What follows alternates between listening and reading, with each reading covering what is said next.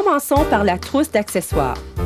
Votre surjetteuse 929D comprend 4 règle-fils utilisés pour contrôler le débit des fils décoratifs qui glissent à mesure qu'ils se déroulent des cônes. La machine comporte aussi 4 chapeaux de retenue qui retiennent les petits rouleaux de fil en place. Des porte-cônes maintiennent les cônes de fil bien en place. Ceux-ci peuvent être inversés pour fixer les plus gros rouleaux de fil de format industriel.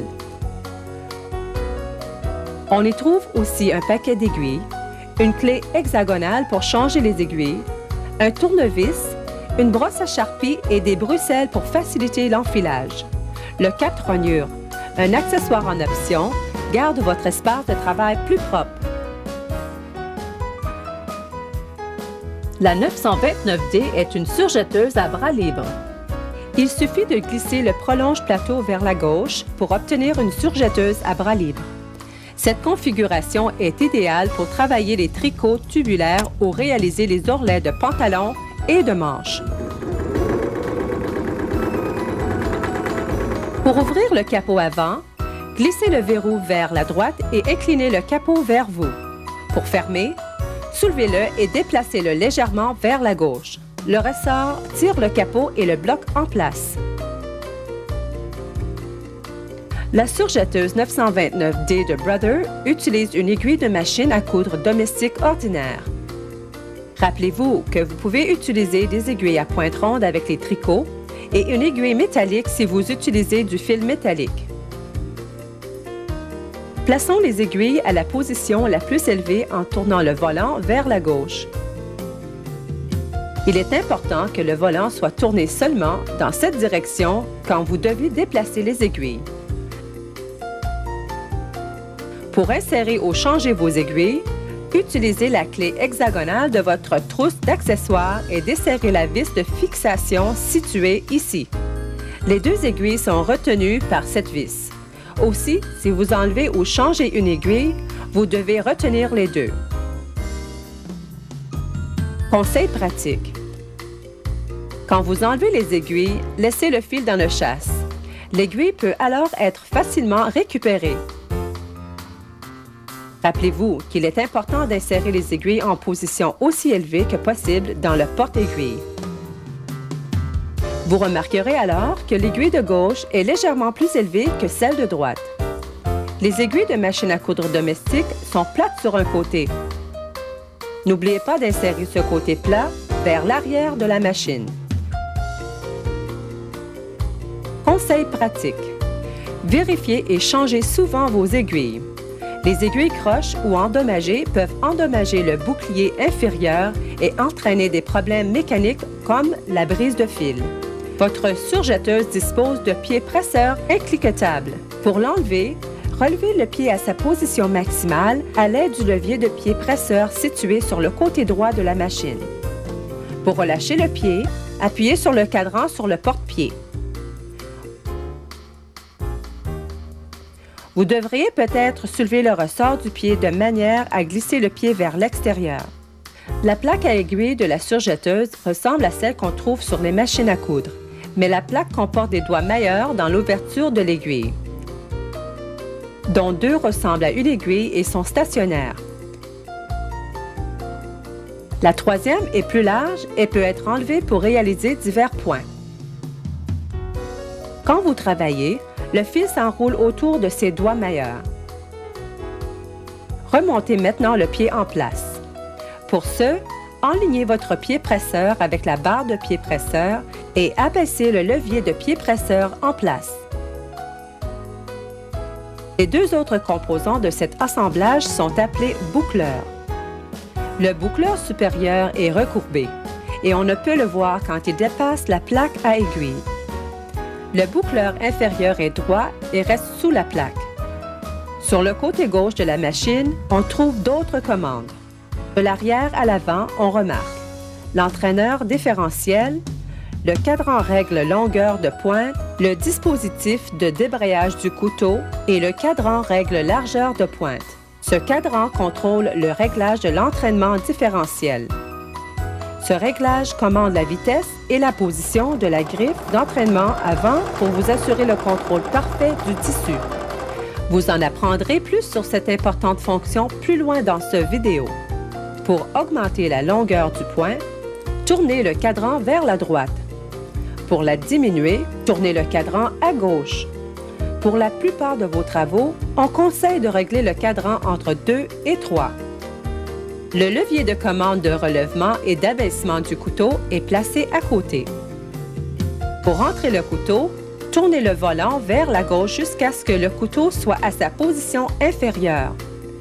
Éloignez maintenant ce levier de vous. Le couteau est bloqué en position. Pour dégager le verrou, placez le levier à la position déverrouillée et tournez le volant pour dégager le couteau. On trouve aussi un cadran règle largeur de poing. Les marques sur le cadran indiquent la largeur de votre poing. Vous pouvez varier la largeur de poing en tournant le levier de commande vers vous pour accroître la largeur de poing et loin de vous pour la réduire. La position R est réservée aux ourlets roulotés. Sauf pour le cadran, les autres cadrans de commande peuvent être réglés quand vous cousez. La surjetteuse 929D accepte sans problème les tissus très minces ou très épais. Il suffit de régler le cadran règle pression du pied presseur. Pour augmenter la pression du pied presseur, il suffit de tourner ce cadran, placé à la partie supérieure gauche de la machine, vers la droite. Pour réduire la pression, tournez le cadran vers la gauche. Conseil pratique. Les coutures réalisées dans les tricots ondulants si la pression du pied presseur est trop élevée. Pour corriger ce défaut, tournez le cadran vers la gauche. Les cadrans de tension codés en couleur à la partie supérieure avant de la machine tournent de 0 à 9. Le réglage par défaut est 4 sur les points ordinaires. Tout juste au-dessus des cadrans de tension, on trouve un cadran de dégagement de tension de fil. Il y en a un pour chaque fil. Nous traiterons de l'utilisation de ces cadres dans la section sur l'enfilage. Conseil pratique. Si les cadres de tension sont réglés à 0, il n'est pas nécessaire d'utiliser le cadran de dégagement de tension.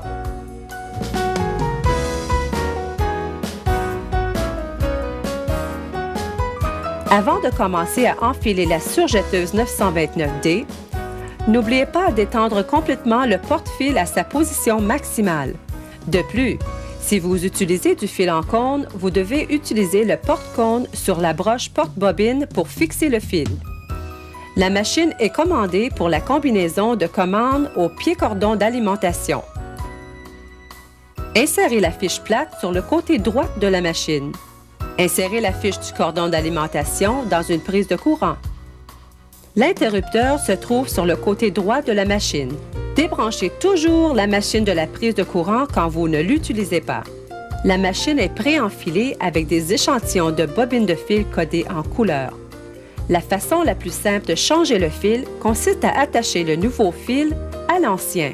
D'abord, étendez au maximum l'antenne de guide-fil. Coupez maintenant l'ancien fil près de la bobine, au-dessus de la chasse des aiguilles. Attachez le nouveau fil à l'ancien. Au cône, au moyen le plus petit nœud plat ou simple possible. Avant de tirer les nombreux fils, placez le pied presseur à sa position la plus élevée. Réglez ensuite les cadres de tension à 0.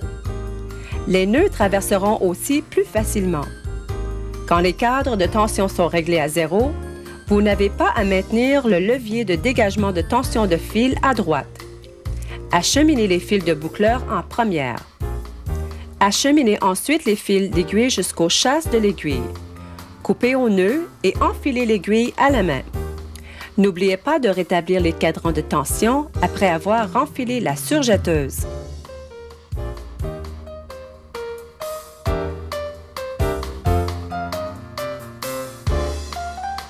Si le fil brise ou vous souhaitez renfiler la machine au complet, relevez d'abord les aiguilles au maximum. Relevez également le pied presseur et ouvrez le capot avant. Un tableau de référence simple sur l'enfilage du boucleur se trouve à l'intérieur du capot avant. La machine est codée en couleur pour simplifier l'enfilage. Commencez toujours par le boucleur supérieur. indiqué par le parcours vert. Acheminez le fil boucleur supérieur vers le haut, dans le chasse de l'aiguille à l'antenne. Engagez-le dans le premier guide-fil, tout en retenant le cadran de dégagement du disque de tension du fil au-dessus du cadran de tension codé en couleur à droite, et introduisez le fil dans le bloc tension. En retenant le cadran de dégagement du disque de tension du fil à droite, pendant que vous introduisez le fil dans le bloc tension, vous garantissez l'insertion du fil dans le ressort de tension. Nous passons maintenant dans le système d'enfilage intérieur. Guidez le fil vers le point vert au-dessus du premier crochet. Continuez vers la gauche sur le large crochet à point vert, puis tout droit jusqu'au troisième crochet. Vous pouvez maintenant enfiler le chasse du boucleur supérieur. Tirez le fil vers l'arrière de la machine et tournez le volant vers vous pour enligner le fil du boucleur.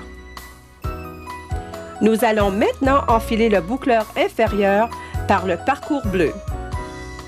Dégageons d'abord l'enfileur du boucleur inférieur. Pour ce, glissez doucement l'enfileur du boucleur inférieur vers la droite en position ouverte.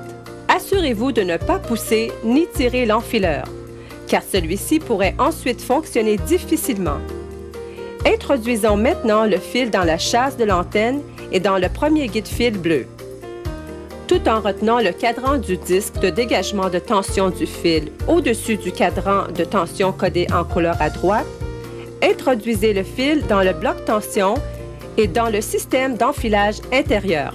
Continuez jusqu'au crochet en dessus du premier crochet bleu. À gauche sur les larges crochets marqués de pointe bleue. Tirez le fil tout droit vers le haut et introduisez-le dans le quatrième crochet argent. Glissez soigneusement l'enfileur du boucleur inférieur à droite en position ouverte. Drapez le fil du boucleur inférieur vers la gauche de sorte qu'il s'enclenche derrière la pince rectangulaire. Ensuite, ramenez l'enfileur du boucleur inférieur à gauche à sa position bloquée initiale. Vous remarquerez alors que les triangles rouges sont alignés. À ce point, prenez vos bruxelles. Vous pouvez maintenant enfiler le chasse du boucleur inférieur. Amenez le fil à l'arrière de la machine en tournant le volant vers vous pour aligner les fils des boucleurs. De cette façon, le fil du boucleur inférieur repose sur le boucleur supérieur. Conseil pratique. Si vous devez renfiler le boucleur inférieur, coupez les deux fils d'aiguille et enlevez le surplus du fil par en dessous. Renfilez ensuite le boucleur, puis les aiguilles. Vient ensuite le parcours du fil de l'aiguille droite rouge. Acheminez le fil dans l'antenne de guide-fil et insérez-le dans le premier guide-fil. Et maintenant le cadre de dégagement de tension du fil à droite et en plaçant le fil dans le bloc tension. Vous vous assurez que le fil entre dans le ressort de tension. On se rend maintenant dans le système d'enfilage intérieur. Acheminez le fil en dessous, à gauche et continuez de suivre les flèches grises sur la machine jusqu'au dernier guide-fil argent. Vous pouvez maintenant enfiler le chasse de l'aiguille droite. Tirez le fil vers l'arrière avec les bruxelles. Passons maintenant au parcours du fil de l'aiguille gauche jaune. Acheminez le fil dans l'antenne, tout en saisissant le cadran de dégagement de tension du fil au-dessus du cadran de tension codé en couleur à droite. Introduisez le fil dans le bloc tension. On se rend maintenant dans le système d'enfilage intérieur. Acheminez le fil en dessous et continuez de suivre les flèches grises sur la machine jusqu'au guide-fil argent. Encore une fois, utilisez les bruxelles pour enfiler le chasse de l'aiguille droite et tirez le fil vers l'arrière. Assurez-vous que les 4 fils se tournent complètement sous le pied presseur et sont tirés vers la gauche. Avant de commencer le surjet, le pied presseur doit être abaissé. Quand le capot avant est fermé, vérifiez l'enfilage en tournant le volant vers la gauche pour vous assurer que les fils s'enchaînent correctement sur les doigts mailleurs. Placez maintenant la commande au pied dans une position confortable tout en retenant la chaînette. en renfonçant doucement la commande au pied. C'est ce qu'on appelle la finition hors tissu. Laissez toujours 3 ou 4 pouces de finition hors tissu avant de commencer votre projet.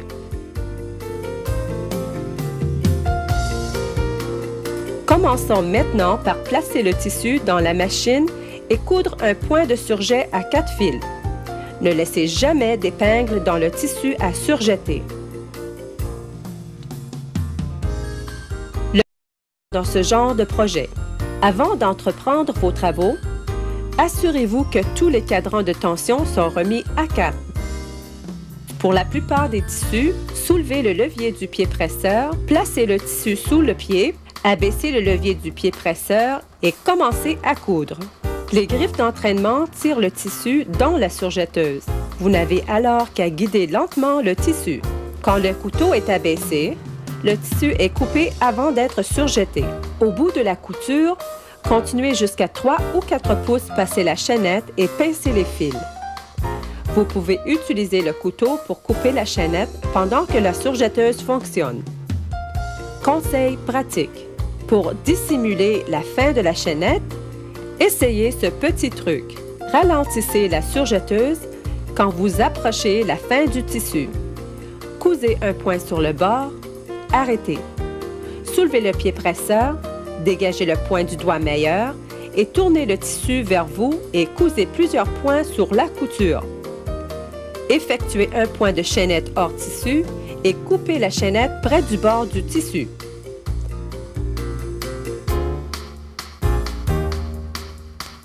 Avant de continuer, vérifiez la formation de la maille. Voilà à quoi vos points de 4 fils devraient ressembler. Prenons un fil à la fois.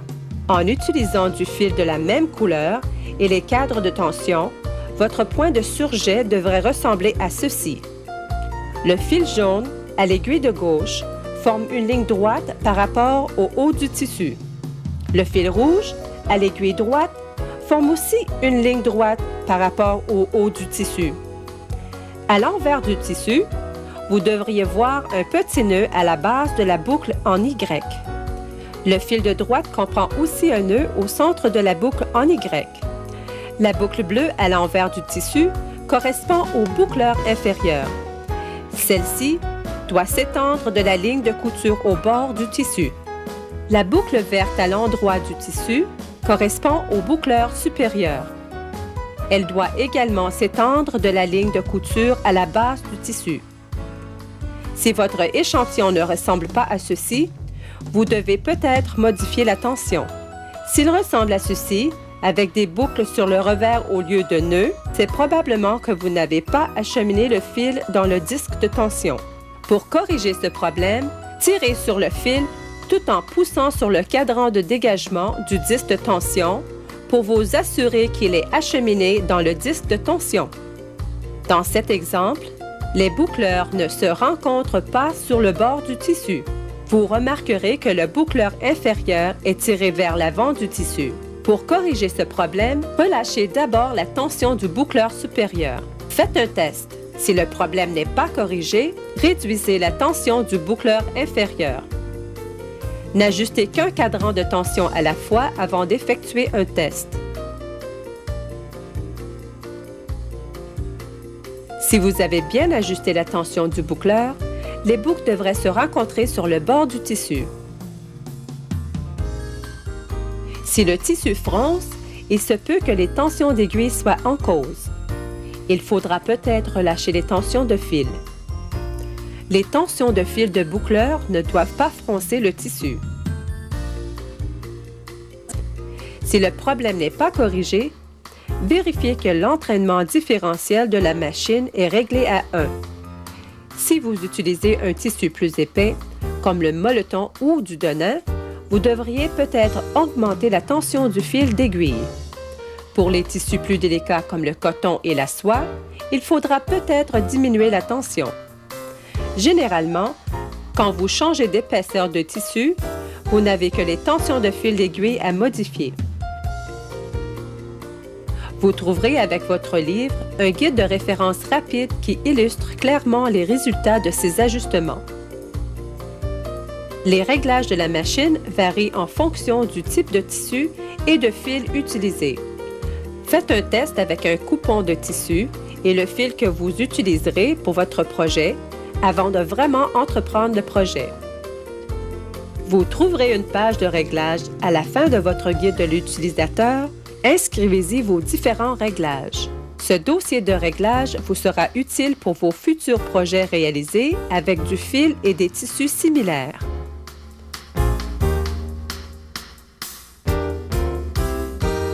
Un autre point populaire, le point de surjet à 3 fils. Pour réaliser un point de surjet étroit à 3 fils, enlevez l'aiguille de gauche. Ce point est le plus souvent utilisé comme finition surjetée sur les tissus légers. On peut l'utiliser à des fins décoratives. Il convient aussi parfaitement aux nombreux types de fils décoratifs utilisés aujourd'hui. Pour réaliser ce point, placez d'abord les aiguilles à leur position supérieure en tournant le volant à gauche. Vous pouvez maintenant couper le fil d'aiguille gauche. Vous pouvez laisser l'aiguille gauche en place ou l'enlever. Pour l'enlever, utilisez la clé hexagonale de la trousse d'accessoires et desserrez la vis de bouclage. Saisissez les 2 aiguilles, puis les 2 sont retenus par la vis de bouclage. Serrez maintenant la vis de réglage. Vous pouvez maintenant coudre un point de surjet étroit à 3 fils. Soulevez le levier du pied presseur, placez le tissu sous le pied, abaissez le levier et commencez à coudre.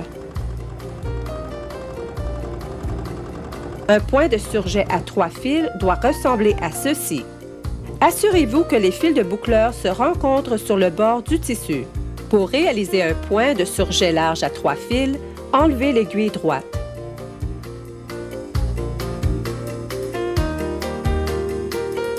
La surjetteuse 929D de Brother permet de réaliser facilement des ourlets roulotés étroits. L'ourlet reloté étroit convient parfaitement aux finitions décoratives ou aux finitions en ourlet. Pour obtenir les meilleurs résultats possibles, les 3 fils doivent être de même couleur ou combinés à un fil décoratif dans le boucleur supérieur et les boucleurs inférieurs. Rappelez-vous qu'en raison de leur qualité, les fils décoratifs sont avant tout utilisés dans les boucleurs supérieurs et inférieurs, non pas avec les aiguilles. Assurez-vous que le fil décoratif peut circuler librement dans le boucleur. Conseil pratique. Plus le fil est épais, plus le point est long et plus larges sont les tensions. Utilisez un fil de couleur coordonnée ou un fil monofilamentaire avec l'aiguille. Réglez la longueur de pointe à R, correspondant à ourlet rouloté, en tournant le cadran de longueur de pointe à gauche. Pour modifier la largeur de pointe, abaissez le levier de réglage de largeur de pointe jusqu'à ce que la flèche soit alignée avec le R. Ouvrez maintenant le capot avant pour enlever le doigt mailleur. Avant, dégagez le doigt mailleur. Pour ce, saisissez le fil d'aiguille et relâchez la tension. Tirez ensuite la chaînette vers l'arrière. De cette façon, les fils ne sont plus enroulés autour du doigt mailleur. Soulevez le pied presseur, tournez le volant vers la droite jusqu'à ce que les aiguilles soient à la position inférieure. Pour enlever le doigt mailleur, poussez sur le levier de dégagement avec le pouce gauche et saisissez le doigt mailleur alors qu'il est dégagé. Pour plus de commodité, vous pouvez le ranger dans le support sur le capot avant. Nous allons commencer par une tension de fil normale. Pour réaliser l'ourlet rouloté, nous augmentons la tension du boucleur inférieur entre 5 et 6. Soulevez le pied presseur, placez le tissu sous le pied, abaissez le pied presseur et commencez à coudre.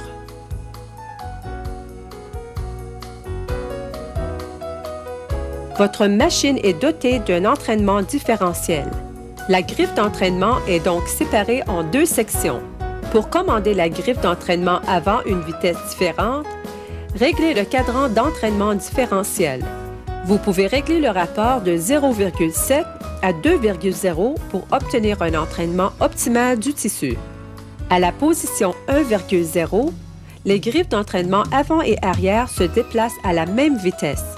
Si vos tricots ont tendance à se déformer sur l'étirement, comme dans notre exemple, vous devez régler le cadran d'entraînement différentiel entre 1,0 et 2,0 pour aider à contrôler l'étirement.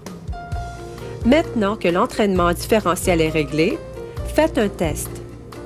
Voilà comment on corrige le problème en réglant l'entraînement différentiel. Les tissus fins ont tendance à froncer. Pour corriger ce problème, tournez le cadran d'entraînement différentiel vers la position 0,7. Faites maintenant un test. Voilà comment on corrige le problème en réglant l'entraînement différentiel.